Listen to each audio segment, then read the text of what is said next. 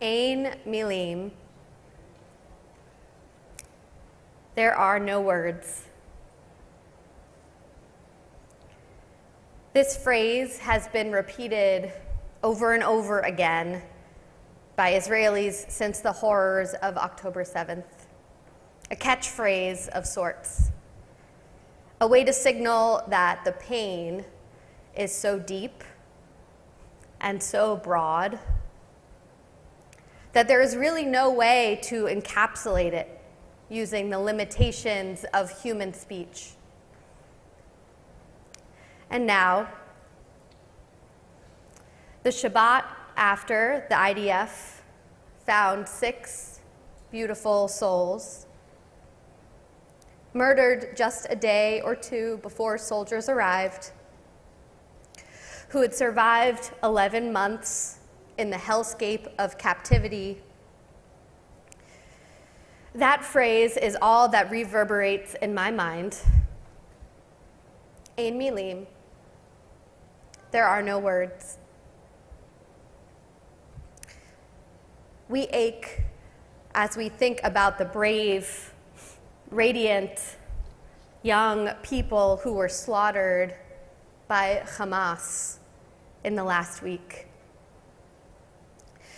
6 more innocent souls among the thousands of Israelis and Palestinian civilians who have been killed so far in this war. Hirsch Goldberg Poland, whose handsome, smiling face became a symbol of hope for so many of us. Carmel Gott, who was taken from her parents' home in Kibbutz Be'eri and was a beacon of light for many hostages who were released in November. Alexander Lobanov, a 32-year-old father of 2 from Ashkelon.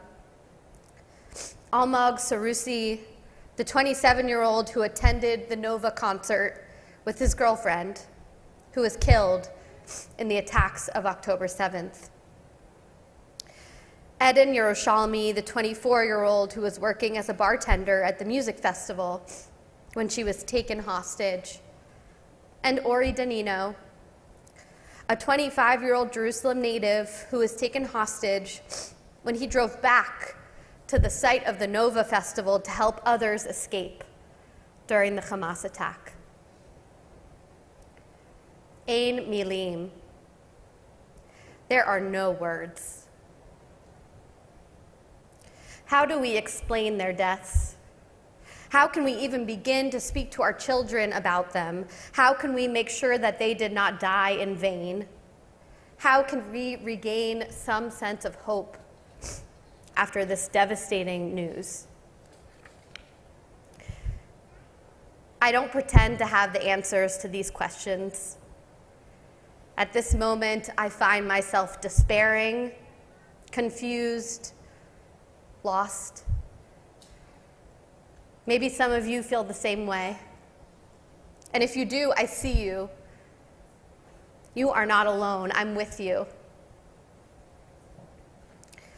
A few disparate thoughts have been sustaining me over the past few days, offering me a little bit of comfort and words when I have none of my own. I'd like to share some of them with you in hopes that they will comfort you as well. First, the words of Israeli author Yossi Klein Halevi in his podcast this past week with Rabbi Daniel Hartman. I don't know if I felt so devastated since October 7th, Yossi said. This sense of being violated in the deepest way. And to think that they survived for 11 months, they made it through, and Hirsch with his amputated arm. There's the sense of being in a nightmare that just keeps getting deeper and a feeling of a loss of control. And also rage, tremendous rage. The rage is so much a part of the grief. It's another way of expressing the grief. And right now, at this particular moment, freeze the frame, everything feels hopeless. That's a difficult place to be in. but it will pass. We've been there before. Yossi teaches us that as painful as it is so important to acknowledge that it feels really bad right now. That this feeling will pass, and we will find a way to move forward, as our people have always done. But in this moment, we mourn as a community. We hold one another, affirming the notion of Klal Yisrael, Jewish peoplehood, and we cry about the impossible situation that the state of Israel has been forced into. Second, the words of Rachel Goldberg Polin, Hirsch's dear mother, who inexplicably found a way to express gratitude for her son amidst her pain. I am so grateful to God, she said on Monday at Hirsch's funeral. And I want to do Hakarat Hatov and thank God right now for giving me this magnificent present of my Hirsch. For 23 years, I was privileged to have this most stunning treasure, to be Hirsch's mama. I'll take it and say thank you. I just wish it had been for longer. This Hakarat Hatov, recognizing the good, is not about finding a silver lining where there is not one.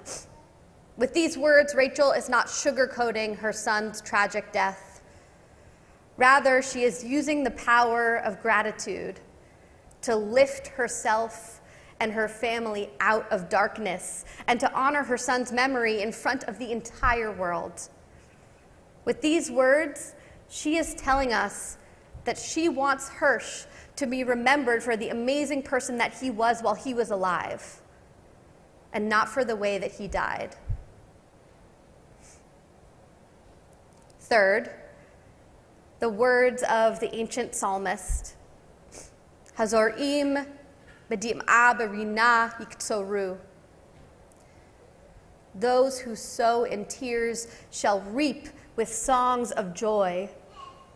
One who goes along weeping, carrying the seed bag, shall come back with songs of joy, carrying the sheaves. We might not be able to see the sheaves on the horizon or feel the joy that will accompany them, but our tradition assures us that they are both there, as long as we do the work of sowing as our tears fall. That our tears will not be wasted and our sorrow will not be in vain. So we do the work of caring for our family and our friends in Israel, being present for one another here in this room, demanding that the remaining hostages be brought home, and supporting those who seek peace. The psalmist says it's okay to cry in the process. And finally, the words of Israel's national anthem, Od lo avda tikvatenu. Our hope is not yet lost. Our hope is not yet lost for the remaining hostages, for a deal to be made, for the end of such violent division in the state of Israel, and for a brighter time for the Jewish people and all people in that region. From the beginning of our people's history, we have withstood calamity after calamity, and time and time again, we kept enough hope alive to make it through the narrow straits. We have no choice but to continue, for the sake of our ancestors and for the sake of the generations to come.